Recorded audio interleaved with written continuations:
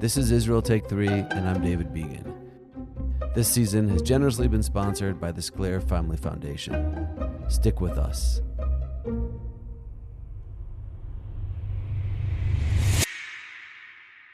My family is very Haredi. I grew up I went to Meir Alper is 24, and he grew up here in Jerusalem. And his parents came here in their early 20s, and they became religious, Haredi, very Haredi, as he said. Today, Meir lives with his wife, Liron, in Ma'ale Adumim, which is a small town between Jerusalem and the Dead Sea. They have one sweet boy named Adir. He is 2.5 now, and we are expecting our second boy now. His sweet boy, Adir, hasn't seen much of his father since he was born. Meir has spent more than 320 days in Miluim, Army Reserves, since the war began on October 7th. When I met him, it was at this makeshift camp, perched on this little hill that looked straight over Gaza City. We sat on folding chairs in the dust at an undisclosed location, waiting for his next rescue mission, and both of us were hoping that it wouldn't come in the middle of our conversation. If you listen carefully, you can hear in the background the rattle of machine gun fire, the deep thud of artillery, and the roar of helicopters. What you can't hear, but I could see from there, were the heavy black clouds of smoke rising into the sky after each boom. I can't tell you exactly where his location was, but I can tell you this: it's less than a mile from the Gaza border. And tomorrow, if all goes planned, Meir will finally go home to see Liron, to hold his Adir, the sweet boy. And Meir, with his dark hair and tall, strong build, looks like the poster image of a rugged IDF soldier. His uniform is creased from days in the field. Behind him, jeeps and sandbags and the steady hum of the base at night. But then he smiles, and suddenly he's not that soldier from the poster at all. He's a soft-spoken, sincere young man with a sweetness about him, and a heaviness too, the burden of a story that he carries on his shoulders. Oh, and when he's not in uniform, he's a student studying biomed at Hebrew University. But that feels like a world away from the hilltop where we sat. You have a lot to do, and at any moment you might get called out for a mission, so I don't want to take too much time. I hope not to. Our listeners can't see this. I wish they could. We're sitting in a forest. It's getting dark. The sun has set. It's actually a beautiful night. The sounds that you hear going by are mostly army vehicles. I'm just looking over the ridge, and I'm looking into Gaza right now. What are you doing here? What's going on? From October 7, that it was 1 month after I finished my regular service. So October 7 happened, and I joined this combat medical unit. We are a medical team. Our mission is to provide care and to treat soldiers that got wounded, to treat them and then evacuate them. So this is actually my 320 day in Miluim service, reserve service. I hope it's now at the last time, but who knows? And here we are between near Oz and the Gaza Strip, providing care and assistance to 98. How many lives have you saved in 320 days, or been a part of? So I saw a lot of wounded soldiers, and sadly dead too. I will assume around 70, 80, something like that. Wow. From the beginning, maybe. It's hard to count. Yeah.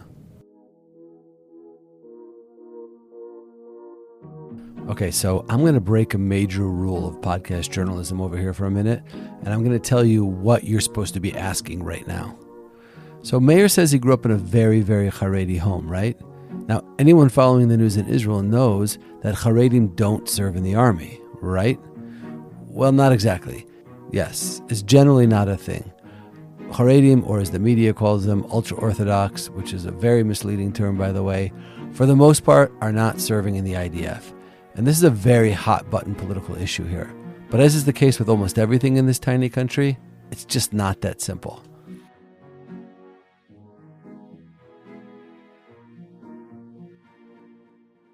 So let's talk about Haredim and the army. Because these questions, why don't they serve, how many should serve, how many actually do serve, they keep coming up over and over again. So here's the reality right now. The Supreme Court ruled that the state must draft Haredi yeshiva students. The IDF sent out almost 19,000 draft orders this past year. 5%, or just under 1,000 guys, showed up. And of those, only 232 are currently in uniform. So how many Haredi guys are we talking about? 18 to 24, draft age, not in uniform, benefiting from the old Ben-Gurion exemption, which, by the way, ran out in April of 2024. The number is 80,000. Back in 1948, Ben-Gurion granted exemptions for just over 400 yeshiva students, which was kind of a symbolic gesture to preserve Torah learning after the Holocaust. He supposedly said it wouldn't really matter anyway because within a decade, there won't be any more Haredim. Spoiler alert, he definitely was not a prophet. By the 1960s, he was already writing regretfully that the numbers had mushroomed. And you know who feels the most resentment about this whole thing? People like Liron, Meir's wife, who can't help but wonder why her 2.5-year-old sweet boy, Adir, has barely ever seen his father, because he's been serving in reserve duty for over 320 days, when there are tens of thousands of young unmarried men who seem to get off scot-free. Today I saw this story. Military police raid the home of a 20-year-old yeshiva student in Netivot. He's home for a family celebration. They come to arrest him, and he jumps off the porch and just bolts. The police are looking for him. And then I scroll down and see this one. So it turns out on the same day, 30 more Haredim were stopped at Ben-Gurion Airport on their way to Uman in the Ukraine for Rosh Hashanah to celebrate at the grave of Rabbi Nachman from Breslov. And instead of boarding the plane, they're herded onto a bus to Tel HaShomer base. And by nightfall, they're facing trial. And then the politicians weigh in, of course. So Goldknopf, who's the head of United Torah Judaism, he fires off a letter to Bibi Netanyahu demanding their release. And it's not just a letter, it's this whole moral plea. He's saying Torah scholars are being arrested, families are being harassed on the eve of Rosh Hashanah. At least let them out for the Chagim, the holidays, so they can be with their families, Goldknopf argues. And that, of course, sparked more fury. Yora Wiegler from the National Religious Reservist Forum shoots back. We haven't celebrated holidays at home for 2 years. We've prayed on bases and in the fields or in homes in Gaza. While soldiers are giving up their lives, you were silent. And then you scroll down to the comments. And this is where it gets really good. Someone named Chava writes, they weren't going to celebrate with their families anyway. They were on their way to Uman. Point taken. Ossi Gunnar, yes, that's his name, says if they won't defend their families, they shouldn't be able to celebrate the Chagim with them. Plus, there are 900 families of fallen soldiers who will never get that opportunity. Ouch. Along those lines, someone else writes, there are thousands of reservists in Gaza who won't come home either. Their unit will be their family for the Chagim. Not everyone's piling it on. Fagi jumps in with a little history lesson. She reminds the readers why the exemptions were granted in the first place. After the Holocaust, so many yeshiva students had been wiped out, and there was a need to preserve the Torah world. And finally, a really snarky one from someone called Kolel Wife. Keep them in prison for Rosh Hashanah. If Goldknopf feels bad for them, let him go to prison and lead their services. It's all there. Anger, sarcasm, guilt, theology, history, and reading it, you can feel the gap. One side seeing these arrests as an attack on the Torah itself, and the other seeing them as the bare minimum of fairness. So what happened with Meir? How did he go from being very, very Haredi to hardcore combat soldier? Let's go back to his story. He continued through the Haredi system, went to all the Haredi schools, and did exactly what he was supposed to do, which was mainly one thing: study the Talmud, or the Gemara, as it's called, and to be a yeshiva bacher, which is the term for somebody whose life is spent inside the study halls of Jewish text. And he did this until he was 17, and he couldn't do it anymore. And then I feel that that is like enough for me. I don't want to sit all day and learn Gemara. And I felt in a certain point in my life that I want to choose my own path. I want to choose my own path. Now, that seems like something that most of us would see as a completely reasonable and healthy thing for a 17-year-old young man to want to do. The problem for Meir was that his path had been chosen for him, and it wasn't the path that he wanted for himself. So he makes the painful decision. He's moving out. He's going to go at it on his own. So I left my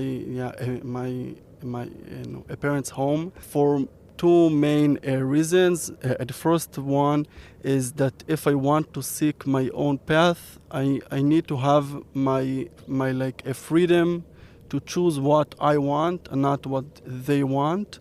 And the second one is to avoid conflicts, because in a Haredi community, a son that will go out from the path that they want him to go, it could make trouble for the shidduchim, for the brothers, and make embarrass the family.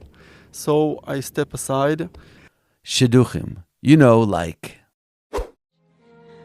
Matchmaker, matchmaker, look through your book and make me a perfect match. Matchmaker, matchmaker, I'll bring the fame. But not exactly. So, Shidduchim, think of it as Tinder or maybe JDate. But instead of apps, you've got a shadchan, a middleman who knows a guy, who knows a cousin, who knows your aunt's neighbor.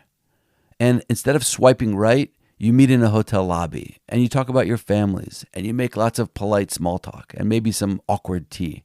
And if it goes well, you meet again. And if not, don't worry. There's always another match waiting in the Shadchan's Rolodex. But seriously, Shidduchim is the traditional Jewish matchmaking system where a middle person, it could be a family member, someone in the community, introduces potential partners, often with resumes and references, in a structured process aimed at marriage rather than casual dating. And in the Haredi world, Shidduchim are taken very seriously. You don't joke about them, you don't play around with them, they're everything. Anything that could hurt your kid's chances at getting a good shidduch is catastrophic, worse than the plague. And one of those things that can really ruin the possibility of a good shidduch for your kids, if a sibling has stepped outside of the Orthodox life, or worse, if a brother has actually gone and joined the IDF, chas v'shalom, God forbid. Because in the world of shidduchim, an IDF uniform is a scarlet letter. So Meir left home. He found some new friends, he rented an apartment, he worked various jobs, and tried to create a new world for himself. But all alone and cut off from his past, he was confused and a bit scared. He had no hard form, as he calls it, no structure to make sense out of his life. So this is the first main reason why I joined the army. I seeked for a hard form that will put me in a good track, a positive track that will open for me the world to do kind of what I want, and to really provide me a community and a clear guidance for what I want to do in my life.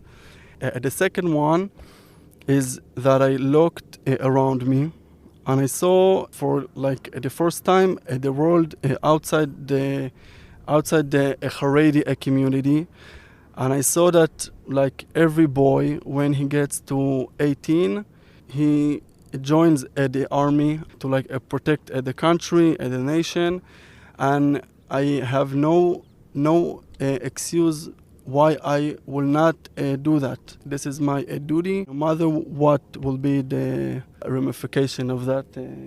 So Meir decides to join an IDF unit called Chetz. It means arrow, but it's also a play on words. It's short for Haredi Tzanchanim, the Haredi paratroopers, a combat battalion inside the IDF's paratrooper brigade built specifically for young Haredi men who want to serve, but also want to keep their religious way of life intact. I mean, you've got to give the IDF credit for that. They're trying to accommodate Haredi soldiers as much as possible. There are a number of these all-Haredi units in the army. Kosher food, time for daily prayer, and, most importantly, not co-ed. Chet started back in 2016 with just a handful of recruits. And today there are hundreds of alumni, officers, company commanders, more coming in every draft cycle. They keep Shabbat, they keep kosher, they pray in a minyan, and then they train alongside the rest of the paratroopers. So for guys like Meir, these units are a godsend. They allow young men who grew up in these religious homes to serve the nation without having to compromise who they are.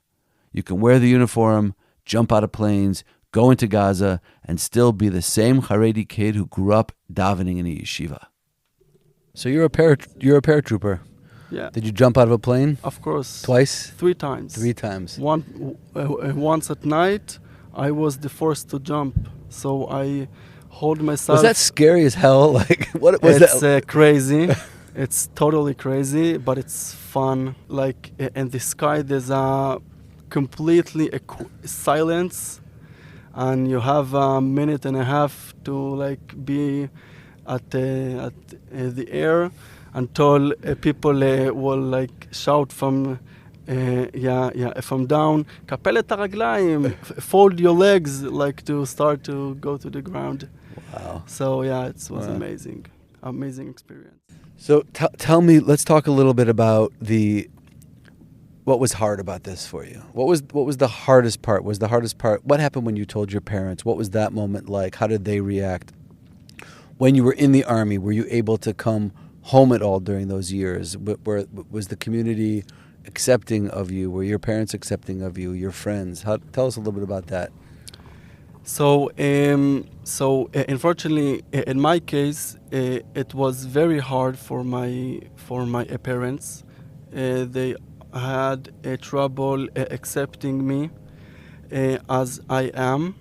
From then, we start to disagree about my path in life, and like the extreme part was around my serving in the army. My mom will send me a voice message and crying, begging me not to do that, and telling me that if I will do so, I will not be part of the family and things like that. So that was hard, very hard for me.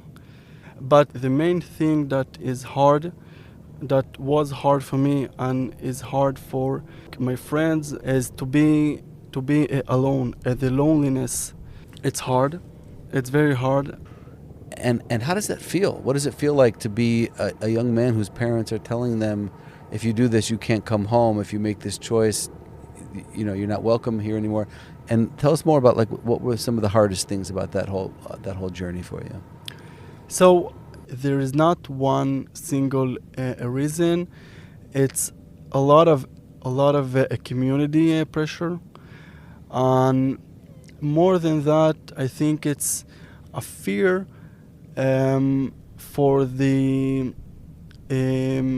for my brothers, that they were afraid that if I will choose that, they will go after me. And the one most important thing for the Haredi community is to keep their persons and the Shiva Bochers inside the Haredi community, that they will not go out. I can't even imagine. What does that feel like? Your mom leaves you a message, crying, begging you not to join the army, and including an ultimatum that if you do, you're no longer welcome in our home. It's a very hard feeling of very loneliness, to go through a very tough training alone. It's very hard. Also financially, it's hard, because you need to finance yourself, provide yourself everything. If you need to work, if it's through what the through the Chayal Boded, the army provides you. It's tough to celebrate holidays alone. A lot of loneliness. How about your friends? Your friends from the yeshiva, did they stand by you and support your decision, and were they proud of you, or did they also feel that it was dangerous to remain associated with you? So most of them felt like it's very, very dangerous to be in contact with me. Like they were afraid maybe I will. I convinced them to do so. Most of my friends I am not in touch until now. During his army service, Meir barely spoke to his parents. On breaks, when other soldiers packed up and went home, he'd stay on base. Holidays came and went, and he spent them alone or with a friend's family. At home, the message remained clear. As long as you wear that IDF uniform, you aren't welcome. Meir was officially labeled a lone soldier.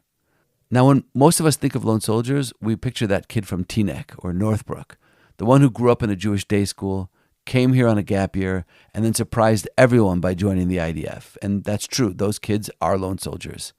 But there's another part of the picture that we don't see. Lone soldier also means the Israeli kid with no one waiting for him at home, the orphan, or the boy cut off from his family, the boy who can't go home because home has locked its doors.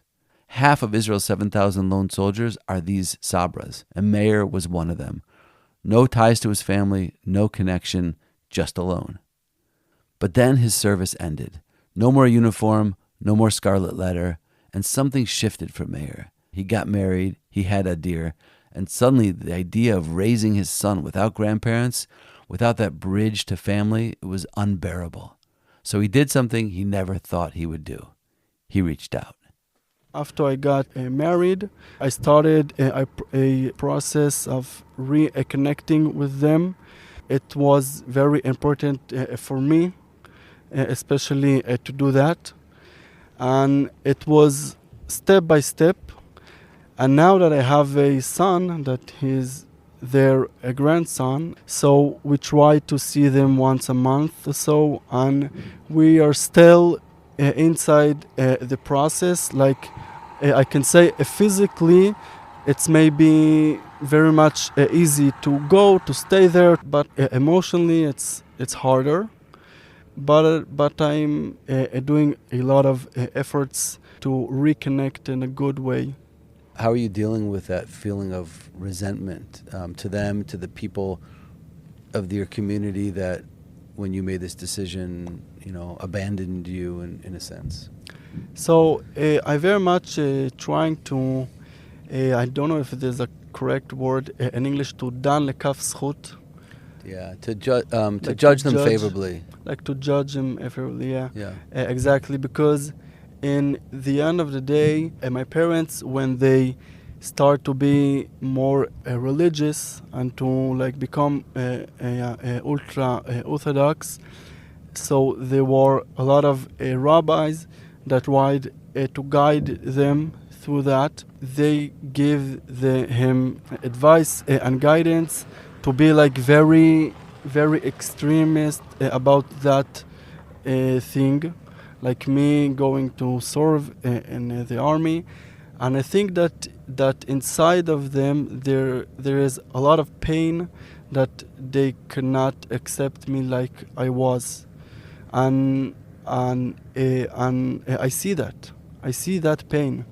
So they are in a conflict. From one side, they love me and they want to be supportive, and the other side, they need to hear the rabbis what I say, and they are concerned about my other brothers and sisters, what they will go through doing shidduchim. So that is a thing that giving me power and certain amount of relief to do that process to reconnect with them.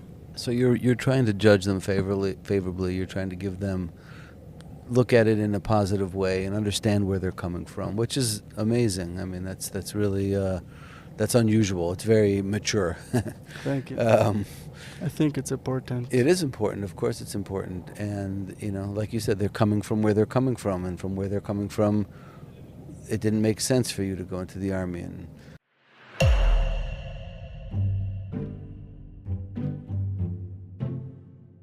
after our talk, I kept thinking about it, turning it over in my head again and again. Why would good parents do this? And I don't mean that in a judgy kind of way. I mean it like genuinely. And what was it like for them to make this decision? So I came up with a plan, a terrible plan. What if I called his dad? I know, it's awful. But in my head, it seemed noble. Give Shlomo a chance to explain himself in his own words, to maybe even find some closure. So I text Meir with the idea, and he writes back 2 words, good luck, which, depending upon how you read that, could mean good luck, I hope it works, or like good luck, you absolute moron. But then he sends me his father's number.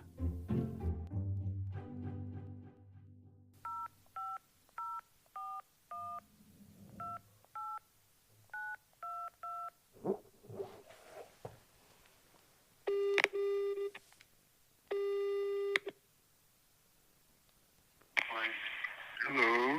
Hello, is Shlomo there, please? Yes, this is Shlomo. Hi, Shlomo. My name is David Began. I'm friends with your son, Meir.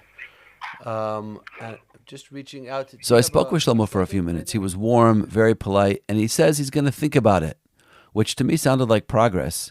And maybe I'd stumbled upon the breakthrough moment for a family drama. Maybe we'll get a window into a world that we struggle to understand. So I texted Meir with what I thought was the good news, and he writes back, don't get your hopes up. He'll ask his rabbi, and then he'll tell you no. And he was right. 2 days later, Shlomo calls me back. He'd asked his rabbi, and the answer was no. I tried. I begged. I may have even groveled a little bit. He wished me a Shana Tova, Happy New Year, and the window was shut. I left a message for Meir.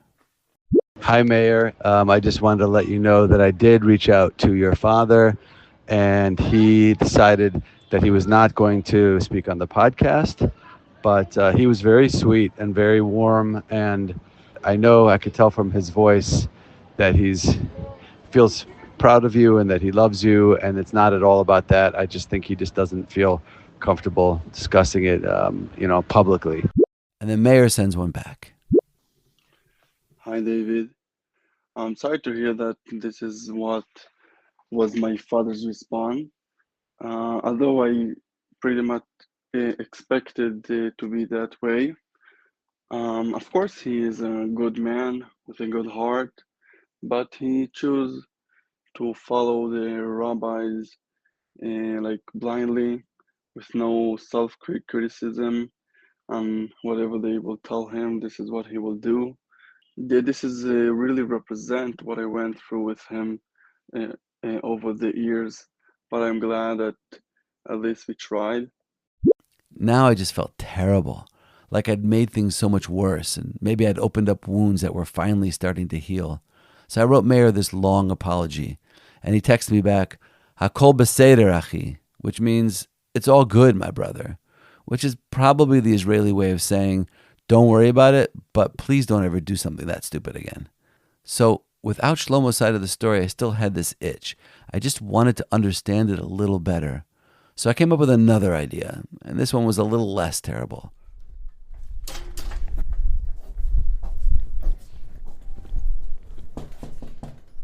Hello?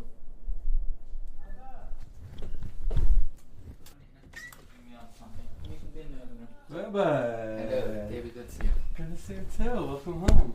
Thank you, looking good. I reached out to a friend of mine, Rabbi Yeshua Pfeffer. He's a community rabbi here in Remote, and he heads something called the Iyun Institute, which does a lot of work around integrating Haredim into Israeli society. And he edits a journal of Haredi thought called Tzarech Iyun. Basically, he lives inside that world, but he's also constantly thinking about how it connects to the bigger Israeli story. He speaks the language, he lives the life. He's not like me parachuting in with my microphone and my theories. So I asked him to do something very unrealistic. Okay, so Rabbi, I'm going to ask you to do something it's really not fair for me to ask you to do this. It's kind of an impossible task, but we were not able to get in touch with Meir's father. He wasn't interested in speaking to us. And it's really important for us to understand a little bit about where he might be coming from and try to understand his perspective and his family's perspective, his wife's perspective a little bit. So what I'm going to ask you to do, if you can, you don't have to imitate his accent because we wouldn't want to lose your great British accent, but if you can role play a little bit with me for a minute and be Meir's father and answer the following questions for me. Can you explain to me a little bit about what this process was like for you, how you made this decision to tell your son that if while he was serving in the army, he wasn't welcome to come home, and the challenges, the difficulties of making that choice, the struggles that you felt and that you faced with it, and how you ultimately came to the decision that you did, and try to help us to understand a little bit why you had to make this decision, which I'm sure was not an easy one. Thank you, David, for the question. I appreciate your sensitivity and the attempt to also get the perspective of the parent. There's a huge discrepancy between the overarching ideal in Western society, which is autonomy, individualism, self-realization, and so on, and the ideal in the Haredi space, which is following the community norms, being a part of a society, a faith community, where the norms are dictated by rabbinic leaders, and you follow those norms. Meaning, it's much less about individual free will and making a choice, and much more about conforming. And now, all of a sudden, our children, or one of them, is undermining that journey, undermining that choice. How is he undermining it? Because he's going against the social norms. If a child, let's say, decides to go to the army, then that will affect the status of the family within the Haredi fold in terms of will the other children be accepted into institutions. Don't forget, the ultimate is that your children will marry within the Haredi space, will get good shidduchim with strong, firm Haredi families. When one of the kids is in the army, then that undermines the shidduch prospects. It's going to make a real change for this family. And like I said, for them, this is why we're here. We made the ultimate choice. How can you, our son Meir, betray those core values of what our family is all about? How can you do that to us? At this point, Rabbi Pfeffer adds another layer, a sort of wrinkle in Meir's story and really his parent situation, which makes things even more complicated and honestly a lot more interesting. It wasn't just the usual clash of values or the stock narrative of a Haredi kid in a uniform. For his parents, there was something particular, something different at play. Meir's parents are Baalei Tshuva. Baalei Tshuva means that they're people who came in to Haredi Judaism from the outside. They were not born and bred, not what we call sometimes FFBs, from birth, grew up Orthodox or as part of a Haredi society, but rather they moved in.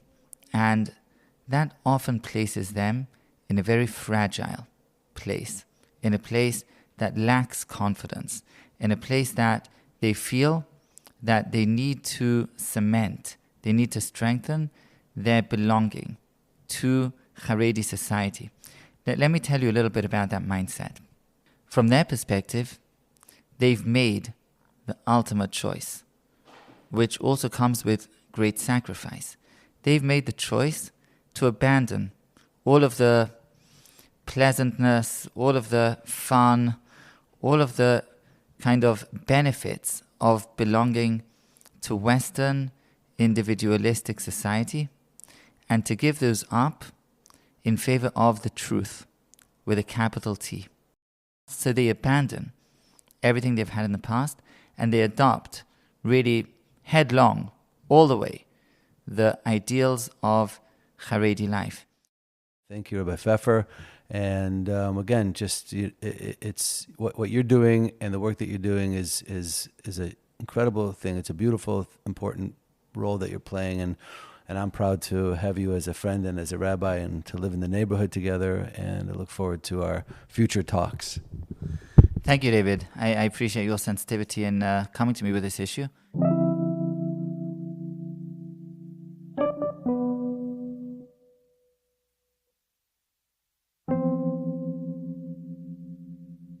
Meir and I parted ways in that clearing in the forest. But before we did, he grabbed me for a hug, sort of like he needed to hold on to something solid for a second. And I wondered if talking it all out and dragging his story into the open had somehow shifted something for him, even slightly. For me, I was ready to get out of there. The forest had become too dark, too close to the raging battle in Gaza. I pulled my car out fast, ready to see something that looked familiar. But then my phone buzzed. Damn, a rocket alert. So without thinking, I turned the car around. Being back there with Meir and his crew in full gear, it just felt safer than being out here alone in the middle of nowhere with nowhere to duck. So a few minutes later, all clear, I pulled out and I didn't look back.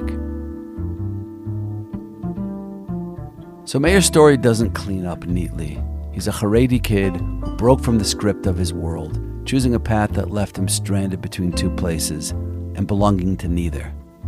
And it cost him. Family dinners that go stiff as soon as he walks in. Old friends who don't call him anymore, and the weight of being an outlier.